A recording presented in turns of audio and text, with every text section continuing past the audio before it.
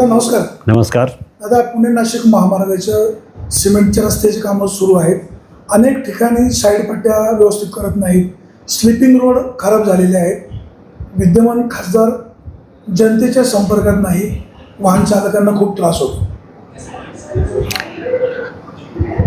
रस्त्याला पडलेले खड्डे त्याला विद्यमान खासदाराला पण कसं जबाबदार धरणार. खरं म्हणजे नॅशनल हायवेचं मेंटेनन्स डागडुजी करणारं खातं आहे.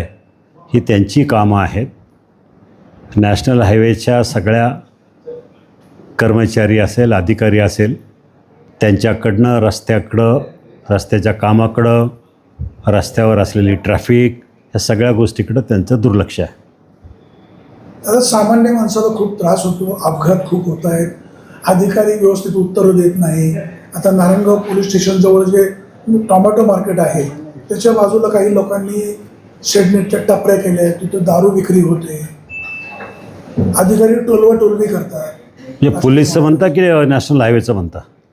नॅशनल हायवेचे अधिकारी. कसं आहे, नॅशनल हायवेचं तसं एकंदरीत जर पाहिलं तर आपल्या भागातले बरेचसे रस्ते त्यांनी चांगल्या पद्धतीचं मध्ये कॉन्क्रिटीकरण केलेलं आहे. खड्डे जे आहे ते जास्त खेडच्या पुढं किंवा चाकणच्या व पलीकडच्या बाजूला थोडेफार खड्डे आहे. परंतु राजगुरुनगर ते नारायणगाव मला वाटत नाही कुठं रस्त्याला खड्डे आहेत जास्त. दादा, अनेक ठिकाणी जे स्लिपिंग रोड आहेत ना, बायपास बाजूचे रस्ते, कंपनी ज्या कंपनीला ठेका दिला आहे ते रस्ता दुरुस्त करतात किंवा सिमेंट कॉन्क्रीट करतात. परंतु जो बाजूचा स्लिपिंग रोड आहे ते अनेक ठिकाणी खूप खराब झाले. हा साईडचे रस्ते पण ठीक आहे. एकतर पावसाळ्याच्या अगोदरच होणं हे तसंही चुकीचं आहे म्हणा. अजून तर पावसाळा यायचा आहे. पावसाळ्यानंतर किंवा पावसाळ्यामध्ये काय त्याची अवस्था होईल हे सांगता येत नाही. परंतु नॅशनल हायवेनं च्या अधिकाऱ्यांनी जबाबदारी जी घ्यायला पाहिजे ती घेत नाहीत असं मी तुम्हाला तेही म्हणालो. कारण त्यांच्याकडं पुणे डिव्हिजनमध्ये किंवा आपल्या भागामध्ये म्हणावी अशी मॅनपॉवर नाही आहे. जे काही त्यांचे रिप्रेझेंटेटिव्ह आहेत ते गेले अनेक वर्ष पाहतो ते तेवढेच आहेत. फारसे काही लोक नवीन भरती केली आहेत. नवीन त्यांनी काही कार्यक्रम आखला आहे की चाकणची ट्रॅफिक कंट्रोल करायची किंवा त्या परिसरातली ट्रॅफिक कंट्रोल करायची. याच्यावर फारसं लक्ष दिलं जात नाही. दादा, तुमच्या सगळ्यांच्या प्रयत्नाने बैलगाडा शर्यत सुरू झाली. बैलगाडा शर्यत सुरू करताना न्यायालयाने काही निर्देश दिलेले आहेत. नियमावली घालून दिलेली आहे. शासनाला सुद्धा काही निर्देश दिलेले आहेत. आता हल्ली प्रत्येक गावांमध्ये किंवा बहुतांशी गावांमध्ये कुठल्या तरी देवाच्या यात्रेचं निमित्त करून बैलगाडा शर्यत भरवले जातात. आणि बैलगाडा शर्यत भरवताना, बैलगाड्या पळवताना नियमांचं उल्लंघन होतं. तरुण मुलं कुठेतरी बैलगाड्याच्या नादी लागून काही अंशी व्यसनाधीन होऊ लागली आहे. कसं आहे, मला आठवतं आहे बैलगाडा शर्यतची बंदी उठायच्या अगोदर तामिळनाडूमधील जल्लीकट्टू ही स्पर्धा चालू झाली. कारण त्यांनी कोर्टामध्ये परिपूर्ण म्हणणं मांडलं आणि त्याच्यावर कायदा पण निर्माण केला होता. महाराष्ट्राला जरा उशीर लागला बैलगाडा शर्यती चालू व्हायला. कारण महाराष्ट्रानं कायदा संमत केला. विधानसभेमध्ये राष्ट्रपतीकडनं त्याला मंजुरी करून आणली.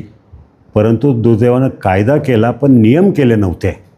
म्हणून 5-6 महिने आपल्याला थांबावं लागलं.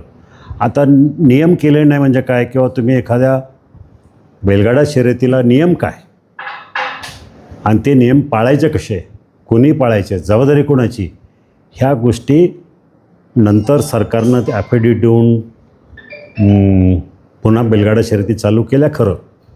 परंतु त्या नियम अटी आपण पाळतो आहे का?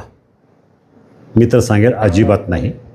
सगळ्यात जास्त नियमाचं उल्लंघन महाराष्ट्रातल्या बैलगाडा शर्यतीच्या बाबतीत होताना दिसतं आहे.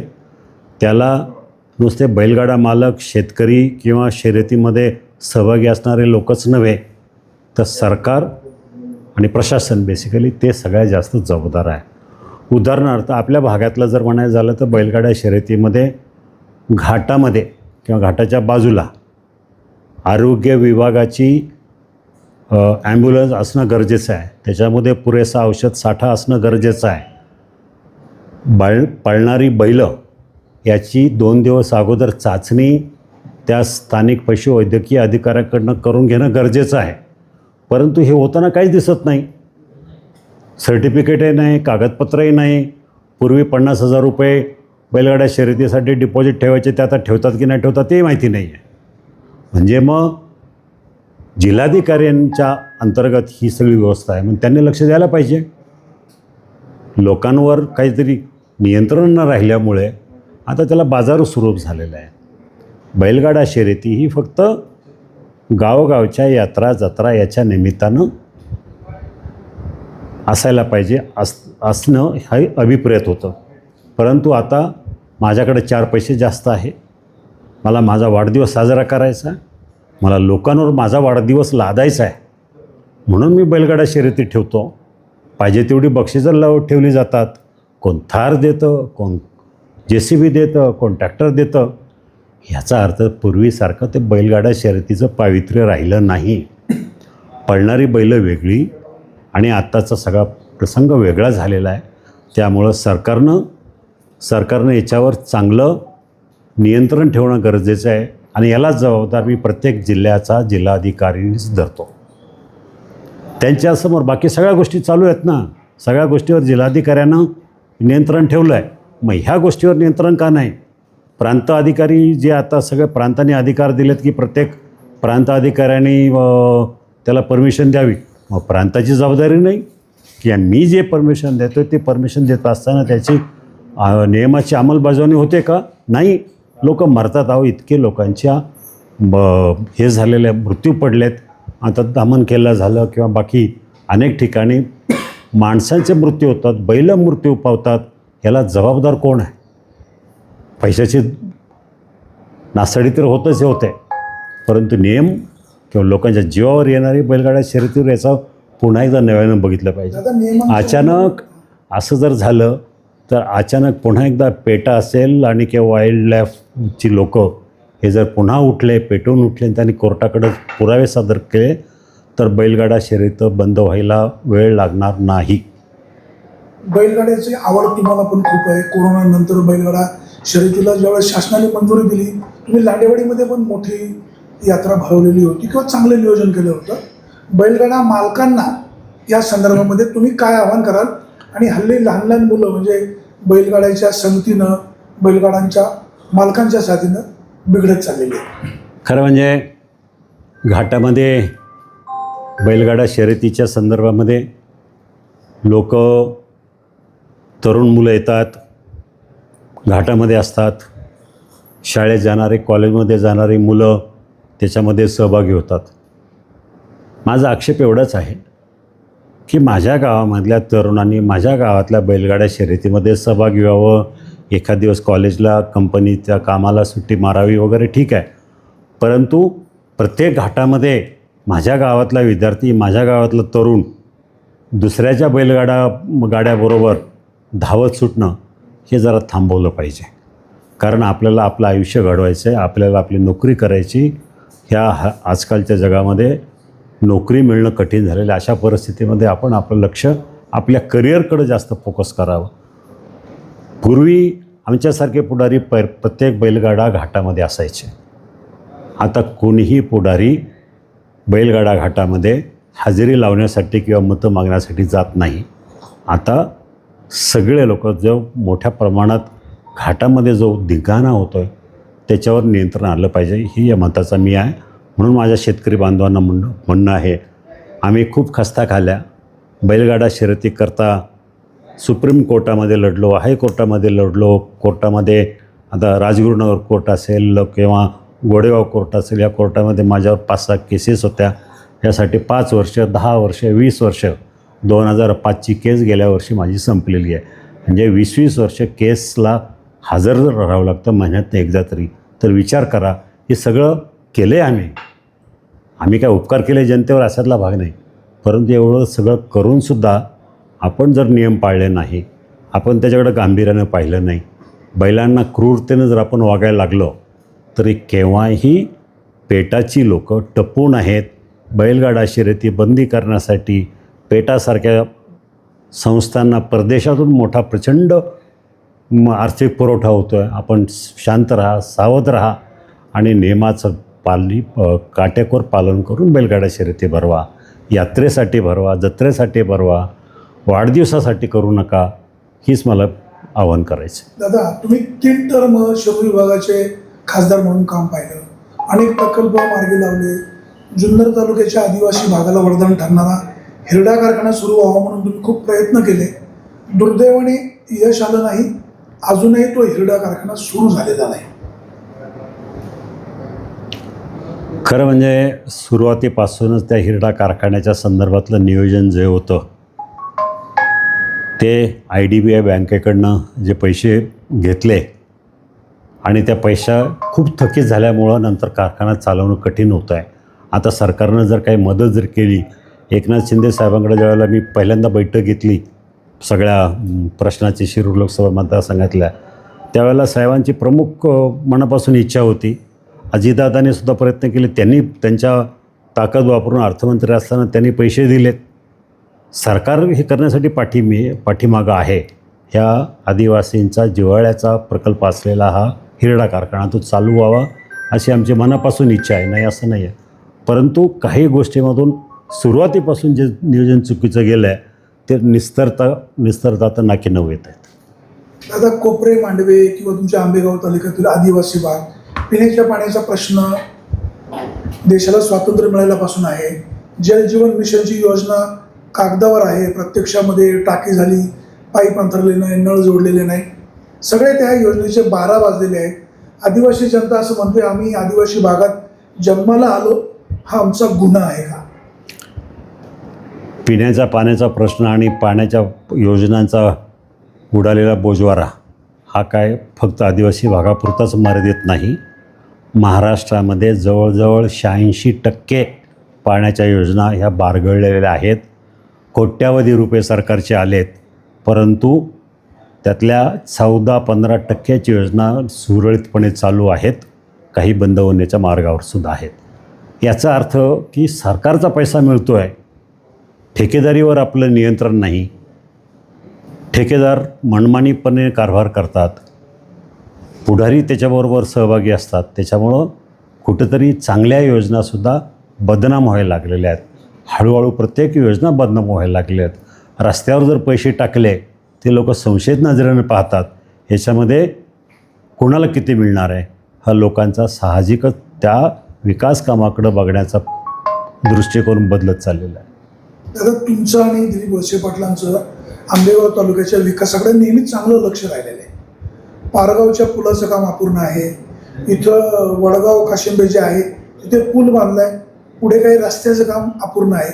लोकांना त्रास पण होतो. खरं म्हणजे लोकांच्या मागणीनुसार वळसे पाटील असेल, मी असेल, पुलाची कामं केली आहेत. बऱ्याच ठिकाणी पुलाची कामं केलेली आहेत.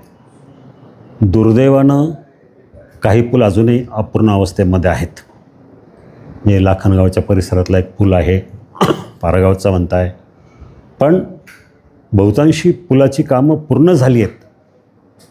लोकांनी मागणी केली ती कामाला आम्ही पूर्णतः नेलेली आहे.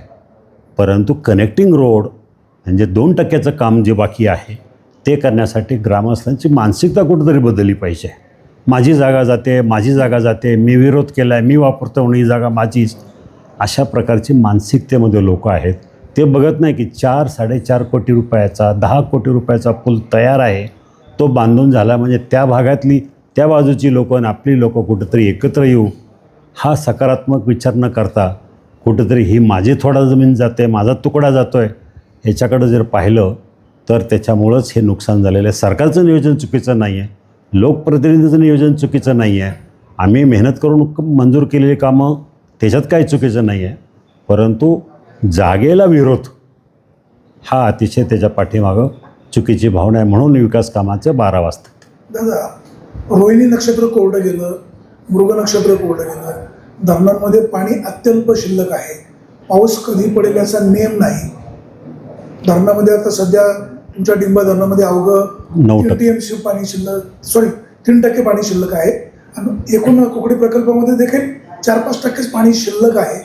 कुठंतरी दुर्दैवानं हवामान खात्यानं, वेधशाळ्यानं खूप पूर्वी अंदाज वर्तवले होते की यावर्षी पाऊस खूप उशिरा आहे, पावसाचं प्रमाण खूप कमी आहे.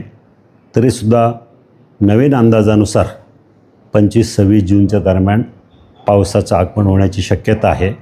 परंतु एकंदरीत हे वर्ष पाण्याच्या दृष्टीनं आपल्याला खूप मोठं आणीबाणीचं आहे. सगळ्यांनी जपून पाणी वापरलं पाहिजे. आज आम्ही राजकारणामध्ये आहे, प्रत्येकाला ह्या प्रश्नाला सामोरं जावं लागतं. प्रत्येक शेतकरी म्हणतो की मला पाणी मिळालं पाहिजे, पाणी मिळालं पाहिजे, पाणी सोडा, पाणी सोडा. प्रत्येकाची मागणी असते. म्हणजे तुम्हाला 10 दिवसापूर्वी पाणी बंद केलं तरी तुम्हाला 11व्या दिवशी परत पाणी बंद पाहिजे असतं. ह्या गोष्टी चालतच राहणार. परंतु ह्या सगळी अडचणीचा विचार करता जपून पाणी वापरा. हे वर्ष खूप अडचणीचं आहे पाण्याच्या दृष्टीनं, हे मला जनतेला सांगायचं आहे. दादा, विधानसभा निवडणुकीच्या वेळेला कर्जमाफी करू, सरसकट कर्जमाफी करू असं सांगितलं. आता मात्र वेगवेगळे निकष लावले जात आहेत. सरसकट कर्ज माफी होत नाही. शेतकऱ्यांची नाराजी पाहायला मिळते. साहजिकच शेतकरी एका बाजूला कर्जामुळं होरपळलेला आहे. शेतकऱ्यांना ह्या सरकारनं सवय लावलेली आहे कर्जमाफीची. त्यामुळं आता सरकारनं देणं गरजेचं आहे. पूर्वी निवडणुका जिंकायच्या म्हणून तुम्ही कर्जमाफीची घोषणा करायची. निवडणुका संपल्यानंतर मग त्यातून अटी शोधायच्या, मग काहीतरी अडचणी निर्माण करायच्या. त्यामुळे शेतकरी नाराज होणे स्वाभाविक आहे. आता एक शेवटचा प्रश्न. सर्वसामान्य जनतेला सरकारी कार्यालयामध्ये अनेक वेळा कामं असतात. प्रामुख्याने आता लोकसंख्या वाढली पण जमिनीचं क्षेत्र तेवढंच राहिले. भूमी अधीक्षक कार्यालयामध्ये जनतेला प्रचंड त्रास होतो. सरकार मागे एकदा म्हणालं होतं सगळ्यांच्या जमिनी आपण एकत्रित मोजून देऊ. प्रश्न मार्गी लागत नाही. लोकांच्या 5वीला ह्या समस्या पुजलेल्याच आहेत. खरं म्हणजे गेल्या काही महिन्यापासून, गेल्या 6 महिन्यात 7 महिन्यापासून मला सांगावंसं वाटतं की महसूल मंत्री चंद्रशेखर बावनकुळे यांनी बरेचसे धाडसी निर्णय घेतलेले आहेत महसुलाच्या बाबतीत, जमीन वाटपाच्या बाबतीत किंवा जमिनीच्या संदर्भातले. त्यामुळं ह्या सुधारणा व्हायला हळूहळू वेळ लागेल. परंतु लवकरात लवकर ह्या सगळ्या गोष्टी स्ट्रीमलाईन एकदा झाल्यानंतर मोजणी असेल किंवा बाकीच्या वाटप असेल किंवा त्याच्याबद्दल न्याय जे कामं असतील ही सगळी होतील अशी अपेक्षा व्यक्त करूया. धन्यवाद.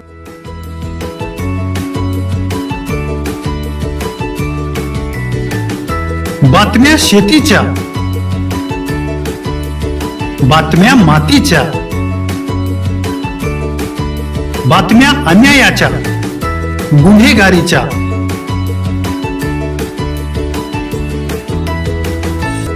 राजकारणाच्या आणि समाजकारणाच्या, शोषणाविरुद्ध बुलंद आवाज, जनसामान्यांच्या हुंकाराची गाज, सत्कार्याला प्रोत्साहन, दुष्कृत्याला अनुशासन, निर्भीड, निस्पृह, सडेतोड, बेधडक आणि रोखटोक म्हणजेच विघ्नहर टाइम्स. शोध बातमीचा, ध्यास सत्याचा. आपलं चॅनल, आपली बातमी. सबस्क्राईब तर कराच, पण बेल आयकॉनवर क्लिक करायलाही विसरू नका.